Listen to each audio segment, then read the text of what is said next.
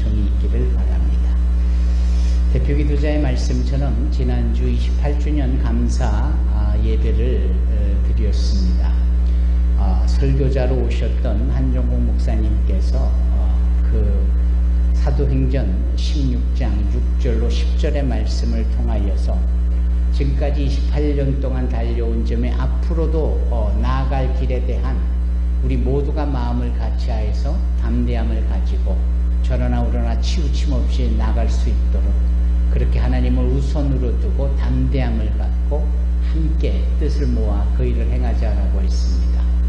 그 일의 배경은 우리가 너무나도 말씀을 들어서도 잘 알고 기억해서 아시겠지만 비두니아와 그리고 또 아시아로 가야 되는 이 부분에 있어서 오히려 하나님은 양쪽을 다 막으시고 새로운 곳 무시아 쪽으로 가게 하시고 그곳에 가보니 바다 위에는 없는데 어쩌라는 말씀인가. 마치 그 출애굽을 하여서 나아갔더니 그 앞에 홍해수가 떡하니 버티고 뒤에는 성난 애국 군대들이 몰려오는 형국과 크게 다르지 않는 모습이었을 때 그날 밤 환상에 하나님께서 소위 마게도니아 사람의 손을 들어 이리로 건너와 우리를 도우라라는 환상을 사도 바울에게 보여주시고 바울은 함께한 자들을 또 설득하고 같이 하여서 그곳으로 가게 되어지지요.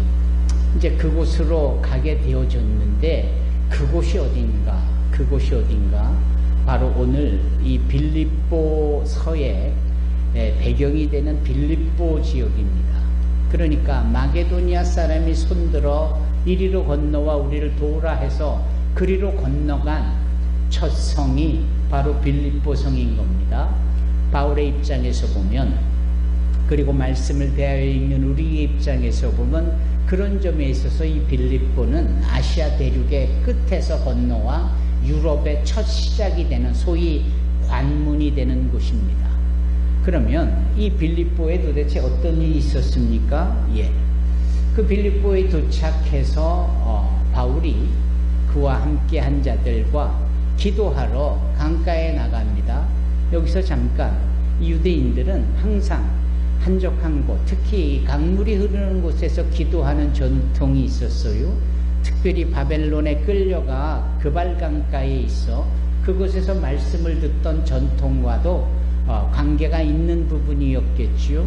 그래서 기도하러 바울이 소위 강가로 나가니까 거기에 여러 삼삼오오 때를 지은 여인들이 있지 않습니까? 그들 또한 전통에 따라서 기도하러 그곳에 온 것이고 바울은 그렇게 모여진 사람들에게 다가가 복음을 전하는 겁니다.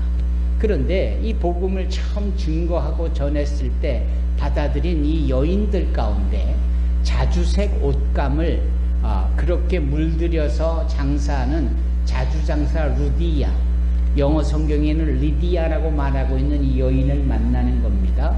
그러니까 유럽에 처음 가서 맞이한 첫사람이 누구냐? 여인이었어요. 루디아라는 여인인데 그가 바울을 통하여서 복음을 전해드릴 때 하나님께서 그 마음을 감동시켜 주시니까 이 루디아가 이 바울을 자기의 집에 초대를 하고 그 바울로 인하여서 모든 온 가족이 다 예수를 믿게 되고 세례를 받게 되어지는 겁니다. 참 놀랍지요. 이렇게 하나님의 인도함을 받아 나가는 자들에게 열려지는 일은 대단히 순풍에 돛단 듯 그리고 예비되어진 공간에 예비되어진 사람을 만나게 하신다라는 겁니다. 그러면 이런 부분에 대해서 우리가 복이라고 말할 수 있고 은혜라고도 말할 수가 있는 것이지요.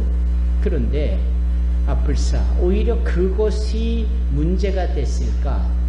그곳에 머물면서 말씀을 가르칠 때에 자꾸 원치 않는 일이 생기는 겁니다. 불편한 일이 생기는 거예요. 방해가 되어지는 일이 생기는 겁니다. 그 일이 무엇이냐면 그 당시에 귀신 들려서 점을 치는 한 여종이 있었는데 이 여종이 귀신 들려서 자꾸 바울에 대하여서 사사건건 시비조로 문제를 야기하는 거 아닙니까? 그래서 바울이 고민하다가 이 귀신 들려 점치는 이 여인의 그 귀신을 내어 쫓습니다. 그런데 사실은 이 여자가 귀신 들려 점을 치면 사람들이 소위 말하는 복채를 내잖아요. 리자 형제, 복채라는 말을 알아요?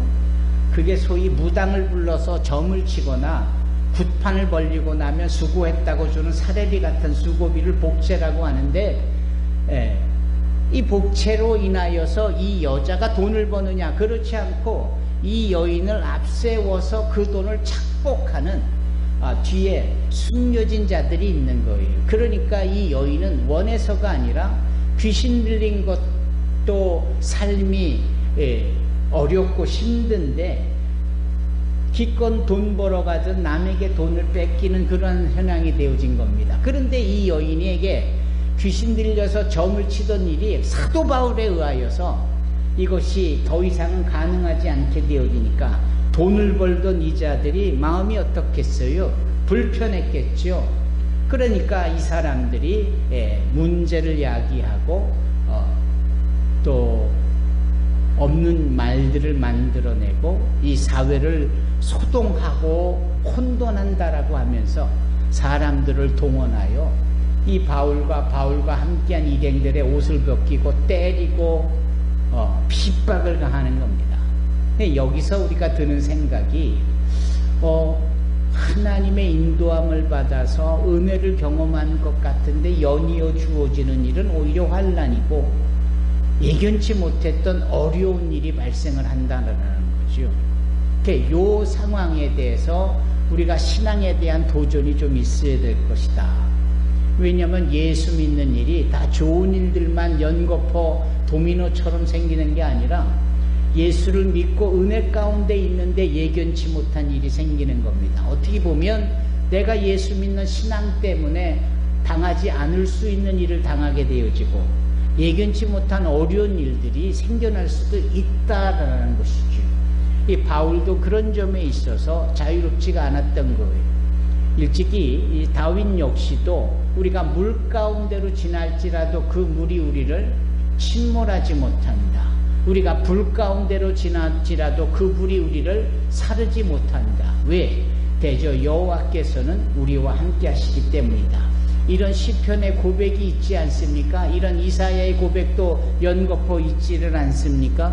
바로 이런 점에 있어서 우리는 예수를 믿으면 하나님의 자녀로 살면은 물 가운데로 지나지 않는 또 불 가운데로 지날 일이 없는 이라는 것을 기대하고 그렇게 생각하고 있지만 웬걸요?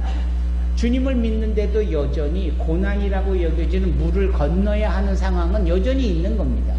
위험할 수 있는 불을 건너 가로질러 가야 되는 일도 여전히 요구되어지는 거예요.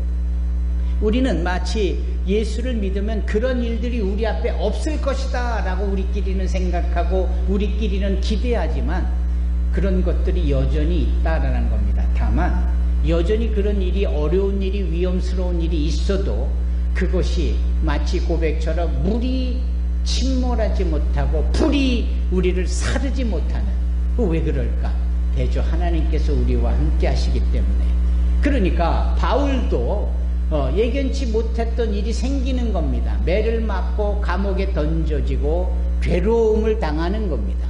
그래서 그 감옥 속에 있지만 이 바울이 누굽니까? 주님을 만나고 주님의 놀라운 역사를 경험한 자 아닙니까? 그 스스로가 세상 것을 추구했지만 주님을 만나고 모든 것을 다 배설물로 여길 만큼 주님을 만나 오직 주님의 일들만 감당하겠노라라고 결심한 그였기에 그렇게 오히려 귀신 들린 자를 내어 쫓았지만 오히려 매를 맞고 감옥에 갇혀지는 이러한 역사를 경험할 때 바울은 그런 부분에 대해서 하나도 이상할 것이 없던 거고 오히려 그가 상황에서 무엇을 하죠? 찬양을 하고 무엇을 하죠? 기도를 하는 겁니다. 그 감사의 찬미 제사를 드렸다. 기쁨의 찬양을 드렸다. 조금 아까 우리가 30여 분 동안 찬양한 바로 그 내용입니다. 여러분 빌립보서는 바울이 감옥에 갇혀 있을 때에 기록을 했던 그래서 옥중서신이라고 알려진 겁니다. 에베소서도 그렇고 골로새서도 그렇고. 그런데 에베소서와 골로새서는 좀 결이 달라요. 그 같은 옥중에 감옥에 갇혀 있으면서 쓴 서신서인데도 빌립보서와 다르게 에베소서와 골로새는 예수가 누구신가와 교회가 무엇인가와 성령에 충만하여 영적으로 사는 것이 무엇인지를 설명하는 교리적 서신서가 에베소서하고 골로새서예요. 반대로 같은 감옥에 똑같이 있어서 써낸 책 중에 이 빌립보는 자신의 간증적인 부분을 다루고 있습니다. 교리가 아니고 자신이 감옥에 갇혀져서 억울하고 위험 속에 있고 괴로움 속에 있을 때, 그것도 그렇지 않겠습니까? 감옥이 뭐 선풍기가 천장에 하나 달려있고 변기도 옆에 있고 뭐 독방을 주고 뭐 간수장 부르면 언제든지 와서 문제를 제기하면 고쳐주는 그런 곳이 아니라 빛 하나 없는 지하 감옥 아니겠어요?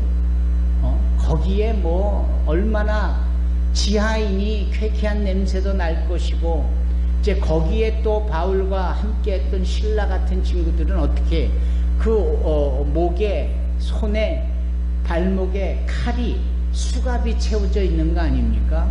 우리가 옛날 무슨 춘향전 같은 걸 보면 춘향이가 변사또에 요청을 받아들이지 않아가지고 억울하게 감옥에 갇혔을 때 그 목에 칼이 차져 있었다. 그 칼이 뭡니까? 이게 목에다 매는 수갑이거든요.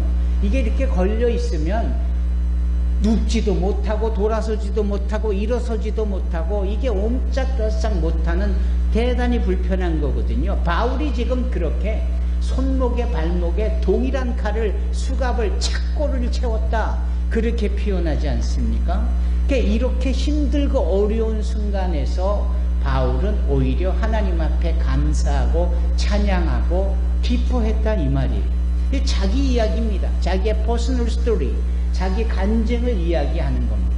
그러면 우리는 빌립보서와 같은 말씀을 보면서, 들으면서, 야, 어떻게 이럴 수 있을까? 참 바울답다라는 생각을 해봅니다.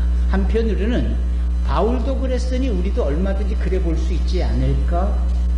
우리가 그렇다고 감옥에 던져질 일이 생기면 곤란하겠지만, 우리가 세상을 살아가면서 겪는 예견치 못했던 어려운 일이 있을 때마다 오히려 바울처럼 기뻐하고 감사하고 하나님을 찬양할 수 있다면 참으로 좋겠다라는 생각이 드는 겁니다.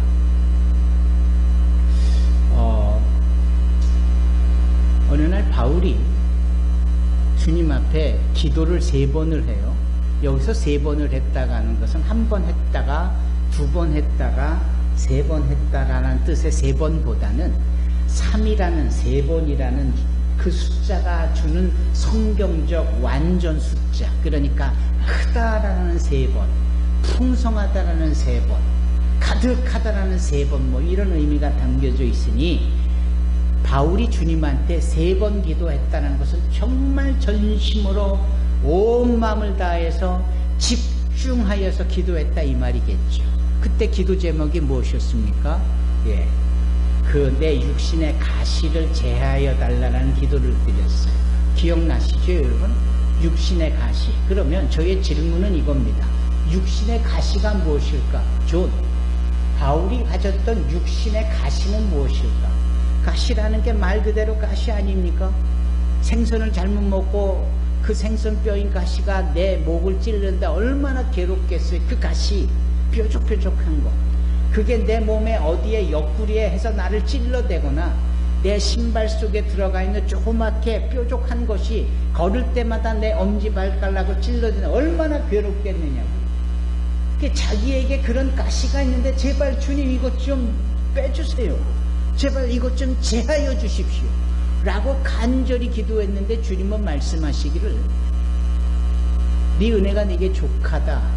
그 가시가 너에게 있는 게 너에게는 타당한 거고 합당한 거고 괜찮아 바울아. 그 가시가 너를 너되게 하는 거야. 그것이 내가 네게 준 은혜야. 이해가 안 가죠. 왜 이 고난스러운 어려움이, 이 피하고 싶은 일들을 오히려 주님은 나에게 가시라고 하며 나에게 이것을 허락하고 그걸 제하여 달라고 하는데 제하여 주지 않았을까? 그런데 말입니다. 이 바울이 가졌던 가시를 우리는 성경학자들은 이렇게 표현합니다. 아마도 그가 1차 선교 여행 때 더 피시디아 안디옥으로 가서 거기에 풍토병이 걸린 이후에 간헐적으로 있는 편두통이 그의 가시였을 것이다. 요즘 제대로 일을 해보려면 갑자기 머리가 지끈지끈 아파오는데 이게 머리가 깨질 듯 아픈 이것이 육체적 가시가 아니었을까. 이 바울은 원래 전통적으로 간질이 있다고 알려져 있는 사람입니다. 간질을 아십니까? 이 간질이라는 것은 요즘 참 보기 드물지만 예전에 우리가 자랄 때 간질을 하는 사람을 많이 보아왔어요. 갑자기 온몸이 경직되고 근육이 마비되고 그냥 자빠지고 입에서 거품이 이렇게 나오고 이거 간질이죠. 그리고 조금 있다가 오면 다시 괜찮아지고 언제 그랬느냐 싶고 그냥 본인만 부끄럽고 수치스러운 이런 부분들이 있지요. 어릴 때는 이런 걸 경기라고 말하지 않습니까? 바울이 그게 있었다라는. 그러면 바울이 뭔가 복음을 전하고 뭔가 주의를 하는데 간질이 발생을 하면 얼마나 힘들겠느냐고요. 그래서 그것이 가시였을 것이다. 그래서 제하여 달라고 그렇게 얘기했을 것이다. 어떤 이는 말합니다. 바울이 천성적으로 안질이 있어가지고 안질. 그것은 눈에 늘 진물이 흐르고 시력도 좋지 않았고 뭐 이렇다라는 것. 어찌됐든 그런 종류의 가시가 있으니 제하여 버려달라고 했지만 주님은 아니야, 오히려 그것이 너희에게는 꼭 필요해라는 식으로 말씀을 했다라는 겁니다. 그런데 바울에게 있어서 그 정도의 어려움을 바울이 가시라고 말하고 그 정도의 어려움을 제하해달라고 기도하면 그렇게 기도했었을까? 바울이 아닌 것 같아요. 우리는 이렇게 해석을 해봅니다. 바울에게 있어서의 가시는, 바울에게 있어서의 육적인 가시는 그가 간절히 하고 싶은데 못하고 있는 못하는 환경, 못하는 입장, 못하는 상황, 이것이 그에게는 가시였을 것이다. 그러면 그가 간절히 하고 싶었던 것이 무엇일까요? 복음 전하는 것 외에 바울이 간절히 하고 싶은 것이 뭐가 있었겠어요? 부귀영화를 누리고자 그가 돈을 벌려는 것이 간절히 바라던 원이었을까요? 그것을 못하게 되니까 그것이 가시였을까? 그럴 리가 없죠. 적어도 우리가 아는 바울이라면 정말 열심으로 주의 그리스도 되심을 증거하고 그분의 구원자 되심을 증거하려고 했지만 그것을 못하게 되어졌을 때 이것이 그에게는 가시였겠다. 어떻게 생각하십니까? 자, 돌아가 보십시다.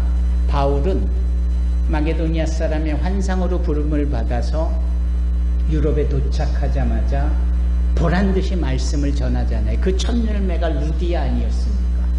그리고 귀신도 내어쫓고 그리고 또 열심으로 복음을 전하려고 하는데 두들겨 맞고 폭력을 당하고 핍박을 당하고 감옥에 콱 던져지는 거예요. 그 감옥에 던져지는 것이 얼마나 힘들었을까. 나중에 로마 감옥에까지도 던져지고 힘들어했을 그런 부분들. 따라서 감옥에 갇혔다는 것은 바울에게는 복음을 증거하는 일이 막혔다는 것을 의미하고 그것이 그에게는 가시였겠다 라고 우리가 추론할 수 있는 겁니다. 그리고 그것이 오히려 그에게는 왜 은혜였을까? 그래서 감옥에 갇히면서 그가 오히려 입으로 전하던 복음을 손으로 기록하여 전하게 되니, 입으로 전하던 복음은 그때 그 상황에서 던져지고 선포한 것으로 끝나지만 손으로 기록한 그의 복음서는 에베소서라는 이름으로, 골로새서라는 이름으로, 빌립보서라는 이름으로 2000년이 지난 지금도 우리의 손에 들려지고 우리가 이걸 보면서 그때 그 상황 속에 바울의 마음을 헤아리고 그 바울의 피온한 손가락 끝에 필사하여 나온 주님을 보게 되는 거 아닙니까? 그러니 이게 은혜가 아니고 무엇이겠습니까? 인간적 입장에서는 입으로 전하는 것만이라도 그게 최고인 줄 알았는데 주님께서는 아니다. 오히려 전하여야 된 것을 못하는 그 가시적인 것이 너에겐 은혜로 작용하여 네가 손으로 쓰게 되어질 소위 복음이 시간과 공간을 넘어 2025년 7월 26일 산소망교회 성도들에게도 익혀지고 우리 창우가 성경을 봉독도 하게 되어지고 그러는 것이 얼마나 큰 은혜입니까? 여러분, 우리의 신앙의 눈을 넓게 갖고 하나님의 뜻에 온전히 맡기십시다. 여러분, 당장 죽어가는 자 짠하고 오셔서 고쳐주는 것도 놀라운 일이지만 죽어서 장사된 지 사흘 뒤에 다 썩어 냄새가 나는 그때에 그것까지도 상관없이 나사로야 나오라는 말씀 하나에 죽은 나사로가 나오면서 죽은 자까지도 살리시는 주님의 역사를 보는 것이 더 큰 은혜 아닙니까? 그러니까 우리의 인간적인 차원과 내 시각으로 보는 그러한 부분의 좋은 일은 어쩌면 주님에게는 가시로 그냥 두고 그 이후에 펼쳐질 더 큰 일을 나타내려 하시는 그 하나님의 역사가 은혜로 우리에게 주어진다는 사실을 우리가 믿어야 합니다. 삶에 적용할 수 있어야 합니다. 아무쪼록 오늘 이 말씀 속에서 그렇게 은혜를 베푸시는 주님을 만나기를 주님의 이름으로 축원합니다. 여하튼 이 바울은 이 빌립보 교인들에게 참 감사함을 느끼는 거예요. 왜냐하면 감옥에 갇히니까 소위 이 루디아로 비롯하여서 함께 예수 믿었던 자들이 감옥에도 찾아오고 면회도 해주고 우리네식 표현으로 하면 곰탕도 넣어주고 사식도 넣어주고 그러니까 얼마나 좋으냐 이 말이죠. 예. 그러니까 이 바울이 정말 빌립보 교인들에게는 아주 애틋한 마음이 있는 거예요. 처음 도착하여 세워진 교회이라는 뜻도 있지만 그곳 사람들의 마음이 갖고 있는 그 따뜻함을 바울이 늘 고마워하는 겁니다. 아멘. 그래서 항상 이 빌립보서를 읽어보면 이렇게 그 빌립보 교인들에게 감사하고 칭찬하는 내용이 가득한 거예요. 간증을 하면서 누구를 칭찬한다. 이거 참 좋은 일 아닙니까? 이 빌립보 교인들이 그랬다라는 거죠. 그래서 오늘 본문의 말씀을 보면은 이 사도 바울이 그 빌립보 교인들에게 그 빌립보 지역에 있는 사람들에게 뭐라고 말씀을 하는가 하는 점입니다. 기뻐하라. 기뻐하라. 내가 비록 어려움을 당하고 억울한 일을 당하는 것처럼 보여도 나는 이게 다 주님의 은혜인 줄을 아니까 기뻐하라. 거꾸로 당신들이 신앙이라는 이름으로 살아가면서 겪는 어려움이 생길 때 도리어 기뻐해라. 아멘. 여러분, 데살로니가 교회에 보내는 편지에도 기뻐하라는 단어가 나오고요. 골로새 교회 편지 속에서도 기뻐하라는 단어가 나옵니다. 그리고 빌립보서 4장 4절에 기뻐하라라는 말씀이 나옵니다. 오늘 본문에 항상 기뻐하라, 다시 말하지만 기뻐하라 이렇게 말씀하지 않습니까? 여러분 기뻐하십시오. 예, 일부러라도 기뻐하십시오.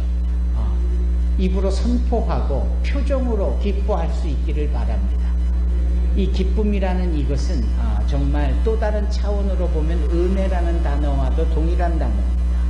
그래서 은혜를 입은 자가 기뻐할 수 있는 것이고요. 기뻐하면서 은혜를 더더욱 경험하게 되는 겁니다. 힘들고 지치고 어려울 때, 마음이 상함이 있고 억울함이 있고 손해를 본 듯하고 괴로움이 있을 때 오히려 기쁨을 선포하시기 바랍니다. 예. 그 룻기를 읽어보면 나옴이라는 자가 나오는데 기뻐하는 자예요. 근데 삶을 보니까 영 기뻐할 모습이 없어. 그래서 나옴이 스스로가 자신의 이름을 뭐로 바꿔달라고 그래? 마라라 바꿔달라. 마라는 쓴 아주 팍복한 팔자가 왜 이 모양이냐라고 여겨질 만한 모든 내용들이 한꺼번에 암축된 단어가 마라예요.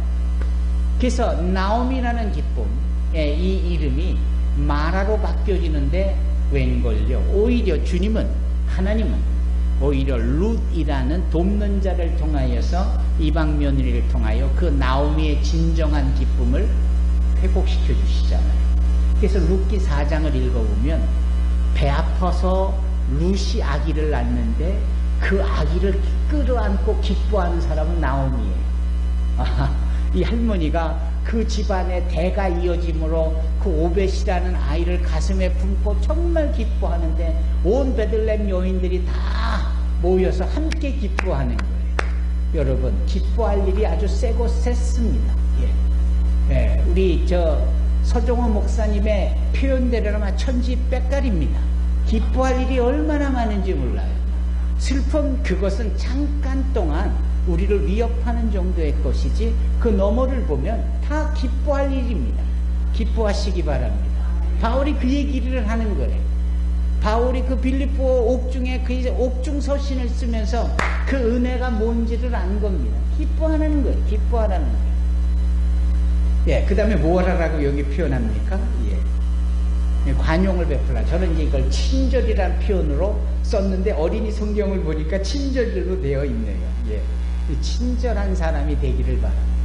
여러분, 제발 좀 친절하시기 바랍니다. 예. 친절해서 보니까 크리스찬이다. 야, 이거는 완벽한 전도예요. 예. 정말 점잖고 친절한데 크리스찬이 아니면 좀 왠지 모르게 뭔가 좀 섭섭해요. 친절은 고사하고 아주 고약하고 지밖에 모르고 왜 저러고 살지? 근데 알고 보니까 어느 교회 장로야. 그럼 이건 정말 비참한 거예요. 예. 여러분, 친절함이 우리의 크리스찬의 덕으로 나타나지기를 바랍니다. 제가 요즘 가지고 있는 딜레마가 하나 있는데요. 그 딜레마라는 표현이 맞을지 모르겠어요. 뭐냐면은 청년들의 결혼 문제. 청년들이 결혼에 대해서 관심을 갖지 않으니까 나중에 나름 이유는 있겠지만 그러면 부모들이 나서야 된다. 이게 저의 생각이거든요. 저의 생각. 근데 대부분 저의 생각이 틀렸다고 말하는 거예요. 아니, 어떻게 결혼 문제를 부모가 나선다고 되는가? 이런 얘기부터 시작해서 젊은 사람들한테 저의 생각을 전하면 손사래를 치고 씨알이도 안 막혀요. 근데도 저는 마음 한구석에 부모가 움직여야 된다. 부모가. 그 증거를 성경에서 찾으라 한다면 당연히 창세기 24장에 나오는 아브라함의 이야기입니다. 아브라함이 자기 아들 이삭을 결혼시키기 위하여서 계획을 세우잖아요. 자기의 늙은 종을 저 멀리 하란으로 보내서 거기에서 신부감을 찾아오도록. 부모 입장에선 나서는 것. 저는 이 부분 하나만 가지고도 부모가 나서야 된다. 청년들이 뭔가를 행할 것을 기대하면 온 세상 다 흘러가도 아무 일도 생기지 않을 수 있다라는 생각을 가져보는 건데요. 하여튼 요 얘기는 여기까지. 뭘 얘기를 하고 싶으냐면 이 늙은 중이 낙타 10필과 짐승떼를 데리고 금은 보화를 가지고 이 아브라함이 보낸 하란으로 가는 겁니다. 이제 가면서 이 늙은 종이 도착을 해서 아니, 어떻게 하면 우리 집안에, 우리 주인님의 집안에 좋은 며느리감을 얻을 수 있을까? 그러다가 이 늙은 종이 우물가에 도착을 해서는 여기 앉아 있다가 누가 물 길러 오면 그 물은 여자들이 기르러 오니까 그 처자에게, 여기서 처자라는 말은 처녀, 여성들에 대한 우리 예전의 일반적인 단어 표현이었는데요. 그 처자에게 물을 달라고 해야 되겠다. 내가 목이 마르니 물을 좀 주시라. 그런데 그 처자가 네 하고 나에게 물을 줄 뿐 아니라 내가 부탁도 안 했는데 그 처자가 내가 끌고 온 이 낙타 10필에게도 물을 준다면 필경 그 처자가 하나님이 예비하신 우리 주인님의 며느리감일 거다. 우리 집안 도련님인 이삭의 부인일 것이 분명하다. 라고 기도하는 거예요. 진짜 기도하는 장면이 나와요. 기도를 어떻게 하냐면 하나님, 우리 주인 아브라함의 하나님이시여, 이 종의 기도를 들으시옵소서. 제가 목말라 할 때 나에게 물을 줄 뿐 아니라 내가 끌고 온 낙타 약대에게도 물을 주는 자가 우리 집안의 며느리감으로 되어지도록 해주시고, 이렇게 기도하는 거예요. 그런데 말씀을 보니까 우리 김재영 집사님 지금 막 성경을 찾아서 제 말이 진짜인지 아닌지, 이건 대단히 좋은 자세예요. 예, 왜냐하면 그 베레아 성도들이 그랬거든요. 말을 들으면 진짜인지 가짜인지를 성경에서 찾았다 그래요. 이건 대단히 좋은 자세예요. 그런데 그 기도가 채 끝나기도 전에 정말 아리따운 처자 하나가 그릇을 들고 물을 길르러 오는 거예요. 정말 미모가 출중했다라고 성경은 나타나 있어요. 그래서 이 종이 가서 내가 목이 마르니 물을 달라 그랬더니 당연히 드려야지요. 잠깐만 기다리십시오. 그러더니 그 물동이를 내려 물을 마시게 하면서 이 여인이 가서 물을 더 길러가지고 어떻게 그 낙타, 꿀려져 있는 낙타들에게도 물을 주도록 그렇게 하더라는 거죠. 옳거니 하나님이 나의 기도를 들으셨고 하나님이 예비하신 자를 만났구나. 그러면서 그 길로 그 여인의 집으로 가서 자초지정을 다 설명을 하지요. 자, 여기서 질문 들어갑니다. 이 여인의 이름이 누굽니까? 1번 사라, 2번 라헬, 3번 리브가, 4번 마리아. 몇 번입니까? 그냥 이름으로 하나, 둘, 셋, 리브가입니다. 레베카. 이 리브가는요, 그런 점에 있어서 하나님이 택한 심볼로서 최고의 친절의 대명사예요. 관용의 대명사. 남을 배려하고, 내가 이렇게 느껴봤을 때 저분은 저게 필요할 것 같은데 혹시 방법은 없을까? 뭐 이런 거. 이게 다 친절이죠. 이게 다 관용인 거예요. 리브가는 그래요. 그랬어요. 그냥 그 마음에 그런 이 관용이 gentleness, 이게 아주 그냥 이 차고 넘치는 것. 그 일로 인하여서 믿음의 조상이 되는 아브라함의 집안의 며느리가 되잖아요. 더 놀라운 사실 좀 더 얘기해 볼까요? 예. 그렇게 딱 선택이 되어졌다. 이 모든 것이 하나님의 계획이다라는 것이 그 집안 사람들도 알고 늙은 종도 알고 리브가 자신도 알 때 그것에 대하여서 더 이상 망설임 없이 주저함 없이 그 일을 택하더라. 뭔 일이죠? 그 늙은 종이 그러면 이제 하나님이 예비해 주셨으니 며느리감을 모시고 저희 주인님 집으로 가겠습니다. 그랬더니 이제 이 집안에서 펄쩍 뛰는 거죠. 아니 어떻게 아무리 좋은 일이라고 해도 그래도 이별할 시간도 필요하고 잔치도 베풀고 며칠 더 있어야 되지 않겠느냐고. 당연히 그렇게 나오는데 정작 본인인 리브가는 가겠다고 하잖아요.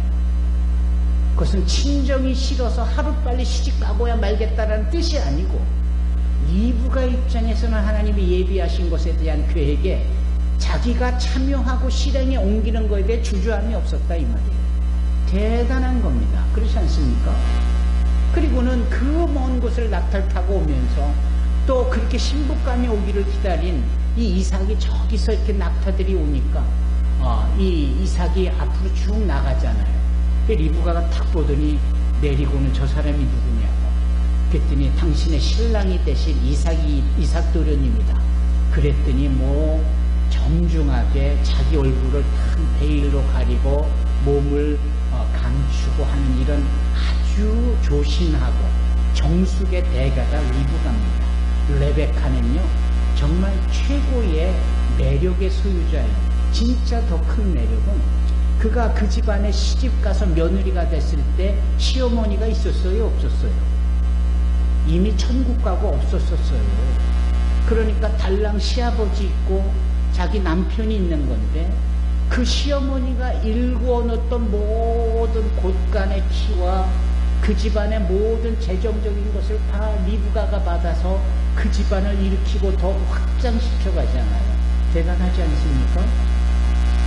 친절을 말하다가 리브가까지 왔고 이 리브가에 대한 이야기는 우리가 아무리 강조해도 과하지 않습니다. 여러분, 하나님께 택한 백성들은 모든 사람들에게 배려할 수 있는 자들이 되어야 합니다.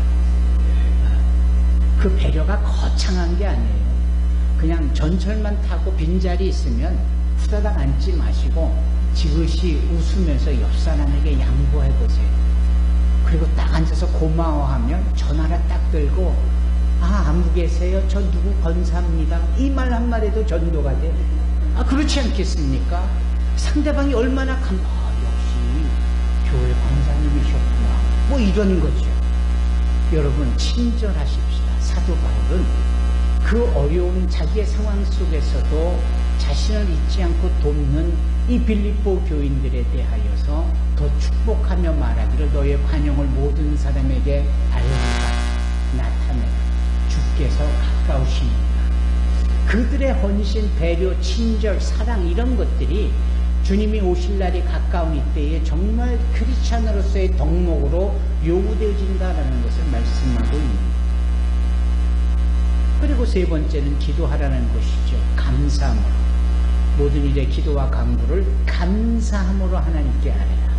그리하면 모든 지각에 뛰어난 하나님의 평강이 너의 마음과 생각과 뜻을 지키실 것이다. 여러분, 기도하라는 말씀은 우리가 너무 많이 들었죠. 잘 알고 있죠. 근데 거기에 감사를 덧입혀서 기도해야 된다. 이것이 핵심인 거예요. 뭔가 필요하고 뭔가 속이 상해서만 나의 입만 주저리 그렇게 이야기하고 그렇게 타내는 이야기만 할 게 아니고 감사라는 것을 입히고 그렇게 표현하는 거예요. 여러분, 모든 기도의 시작과 끝은 감사이어야 할 줄로 믿습니다. 감사하십시오. 어떤 순간에도 감사하십시오. 기뻐하시고요. 감사하시고요. 배려, 친절, 관용을 베푸십시오. 그러한 자에게 모든 그 지각에 뛰어나신 하나님의 평강이 그리스도 예수 안에서 우리의 마음을, 생각을 지키실 줄로 믿습니다. 이 사도 바울의 말씀을 우리가 기억하기를 원합니다. 기도하겠습니다. 거룩하시고 사랑이 많으신 하나님, 28주년의 감사 예배의 연장선상에서 도착한 빌립보에서의 참된 크리스찬들의 모습이 기쁨과 또 감사와 친절, 관용을 베푸는 것으로 그러한 자들에게 모든 지각에 뛰어나신 그 하나님의 평강이 그리스도 예수 안에서 우리에게 더하신다라고 말씀하셨사오니 이 말씀이